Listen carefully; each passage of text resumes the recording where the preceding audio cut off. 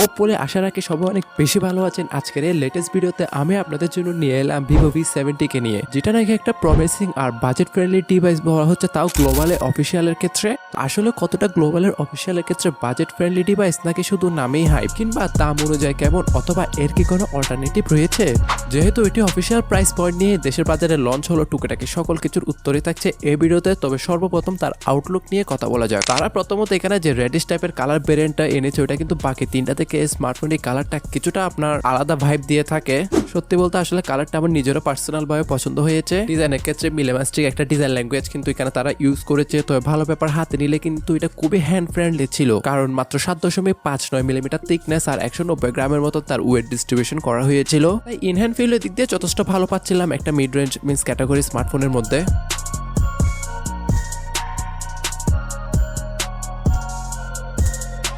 স্মার্টফোনটির ফ্রেমে আমরা দেখতে পারবো এয়ার স্পেস গ্রেড অ্যালুমিনিয়ামের ফ্রেম, যেখানে অবশ্যই অ্যান্টেনার লাইনও কিন্তু দেওয়া হয়েছে। বিতর্কিত বাজারের প্রশ্ন থেকে যায় এর ব্যাকে কি ইউজ করা হয়েছে, এটা নিয়ে কিছুটা কনফিউশন রয়েছে। কেউ বলছে গ্লাস ইউজ করেছে, আর কোনো ওয়েবসাইট বলতেছে ফাইবার রিপোর্টস প্লাস্টিক ইউজ করেছে।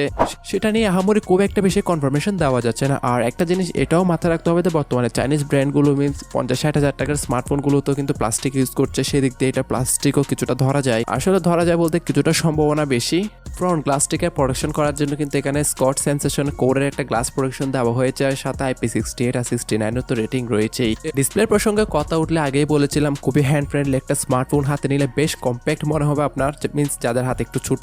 কারণ এর ফ্রন্টে ব্যবহার করা হয়েছে 6.59 ইঞ্চি মাপের 1.5K রেজুলেশনে 120 হার্জ রিফ্রেশের যুক্ত একটি অ্যামোলেড ডিসপ্লে। ভালো ব্যাপার, তারা রেজুলেশনকে কিন্তু এবার ইনক্রিজ করেছে, ফুল এইচডি প্লাস দেয় নাই। কোম্পানি 5000 নিটসে পিক ব্রাইটনেস দাবি করলেও আহামরি খুব একটা কাজের না, তবে যথেষ্ট ব্রাইটই বলা যায় ডিসপ্লেটাকে। যার শুধু একটা রিজনই খারাপ লাগতে পারে, তার পাঞ্চ হোলটা কিছুটা বড় দেওয়া হয়েছে, এখানে একটু ছোট মিলিমারেন্সটাই কিন্তু পাঞ্চ হোল দিলে ভালো হতো।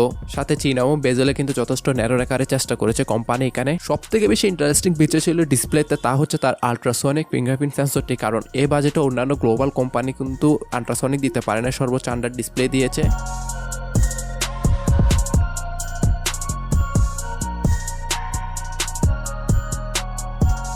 মাল্টিমিডিয়া ওয়াচিং এর ক্ষেত্রে এক্সপিরিয়েন্সটা যাতে আরো দুর্দান্ত লেভেলের হয়ে যায়, সেক্ষেত্রে স্টুডিও স্পিকার তো দেওয়া হয়েছে। স্মার্টফোনটি সব থেকে বড় সেলিং আর মার্কেটিং পয়েন্ট হচ্ছে এর ক্যামেরাটা। তাই ক্যামেরাটা নিয়ে আমি লাস্টে আলোচনা করছি, বাট তার আগে তার হার্ডওয়্যার কিংবা সিপিইউ অপশন নিয়ে কথা বলা যাক। কোম্পানি এতে ইউজ করেছে বহুল জনপ্রিয় একটি চিপসেট, স্ন্যাপড্রাগনের 7 Gen 4 4nm ফেব্রিকেশনের উপর তৈরিকৃত। চিপসেটটি আসলে এ বাজেটে আমি গ্রহণযোগ্যতার কাতারে দেখছি না, কারণ এ বাজেটে আপনি অন্যান্য স্মার্টফোনে কিন্তু এর থেকে বেটার চিপসেট আশা করতে পারেন। যদিও স্মার্টফোনটা এক কথায় নট ফর গেমিং, বাট আপনারা যারা মিডিয়াম ইউজার তার সাথে ক্যাজুয়াল গেমার রয়েছেন, তাদেরকে এটা ডে বাই ডে মাল্টিটাস্কিং এ সন্তুষ্ট রাখবে। সেম প্রাইস পয়েন্টের মধ্যে আপনি কিন্তু ভিভো S90 Pro দেখতে পাচ্ছেন, যদিও চাইনিজ রোমের একটি স্মার্টফোন, আর চিপসেটটা কিছুটা পুরনো হলেও কিন্তু ট্রু পাওয়ার খুবই পাওয়ারফুল একটা চিপসেট কিন্তু ওইটাতে রয়েছে। বাট চিপসেট অনুযায়ী আমরা গেমিং এ আহামরি খুব একটা রেজাল্ট পাই নাই। পাবজিতে জাস্ট 60 FPS রেখে প্লে করার অপশন পাচ্ছিলাম, আমি ভেবেছিলাম মিনিমাম 90 FPS তো এখানে থাকবেই। সাথে COD গেমটাও যথেষ্ট ওয়েল অপটিমাইজ বিদায় 90 FPS রেখে প্লে করা যাচ্ছিল, আর ডেল্টা ফোর্স গেমটা জাস্ট 60 FPS। কিছুটা লং টাইম গেমিং এর পর স্মার্টফোনটা কিছুটা হিট হয়, যদিও এতে 4200 mm স্কয়ার BC কুলিং চেম্বারকে ইউজ করেছে। শেষ বলা যায় পারফরমেন্সের ক্ষেত্রে আপনারা যারা ক্যাজুয়াল টাইপ গেমার রয়েছেন, 2-3 দিন পর কিছুটা প্লে করেন গেমিং, তাহলে তাদের জন্য এটা মোটামুটি সন্তুষ্ট।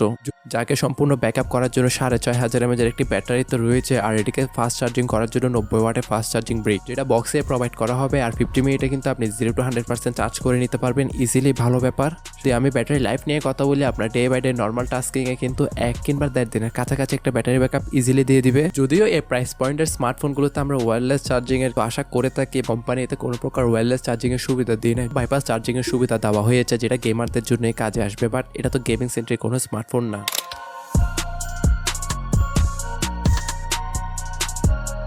সর্বশেষ যদি ক্যামেরা প্রসঙ্গে কথা বলি, এখানে কিছুটা সেলিং পয়েন্ট তারা দিয়েছে, কারণ 50 মেগাপিক্সেলের LYT 700C এর প্রাইমারি সেন্সর থেকে শুরু করে IMX882 এর কিন্তু 50 মেগাপিক্সেলের একটা টেলিফোটো লেন্স, যার উভয়তের কিন্তু OIS এর সাপোর্ট দেওয়া হয়েছে। আর সর্বশেষ 8 মেগাপিক্সেলের কিন্তু একটা ডিসেন্ট আলট্রা ওয়াইড, কোম্পানি চাইলে এখানে আর একটু বড় আলট্রা ওয়াইড দিতে পারতো, সবাই এই জায়গাটা আসলে পয়েন্ট করবে। তবে আসলে প্রাইস পয়েন্টে কিন্তু তারা যথেষ্ট ব্যালেন্সই রাখার চেষ্টা করেছে 8 মেগাপিক্সেলের আলট্রা ওয়াইডটা ছাড়া।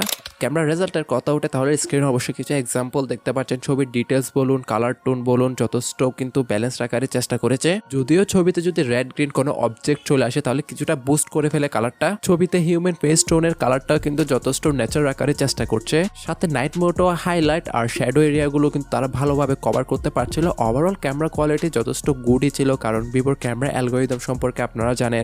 আর সব থেকে ভালো ব্যাপার টেলিফোটো থাকায় আপনি 23, 35, 50, 80 to 100 mm কিন্তু পোর্ট্রেটগুলো তুলতে পারবেন। ভিডিওগ্রাফির ক্ষেত্রে ব্যাক ক্যামেরা দ্বারা সর্বোচ্চ 4K তে 30 fps ভিডিওগুলো শুট করা যাচ্ছিল, তবে আলট্রা ওয়াইডে জাস্ট 1080p ভিডিওগুলো শুট করতে পারছি। এখানে একটা নেগেটিভ পয়েন্ট অবশ্যই রয়েছে, তাই সেটা অবশ্যই আপনারা খেয়াল রাখবেন। এখন ওভারঅল ব্যাক ক্যামেরা কোয়ালিটি আমি জাস্ট গুডই বলবো। ওভারঅল যে একটা জোস কিংবা অনেক ভালো দিয়েছে তা বলা যাচ্ছে না, কারণ এ বাজেটে আমরা এর থেকে বেটার কিছু আশা করছি। মানে চাইলে এখানে যে সেন্সরগুলো ইউজ করেছে আর একটু বেটার সেন্সর ইউজ করতে পারতো, কারণ প্রাইমারিতে যে সেন্সরটা ইউজ করেছে এটা আমরা 20-25 হাজার টাকার স্মার্টফোনও দেখে থাকি। দেন ফ্রন্ট ফেসিং 50 মেগাপিক্সেল একটি সেন্ট্রাল পাঞ্চল সেলফি ক্যামেরা, আর এর দ্বারাও কিন্তু 4K তে 60 fps ভিডিওগুলো শুট করা যাচ্ছিল। সাথে এআর বেশ কিছু হেল্পফুল ফিউচার দেওয়া হয়েছে, আর স্ক্রিনে দেখতেই পাচ্ছেন।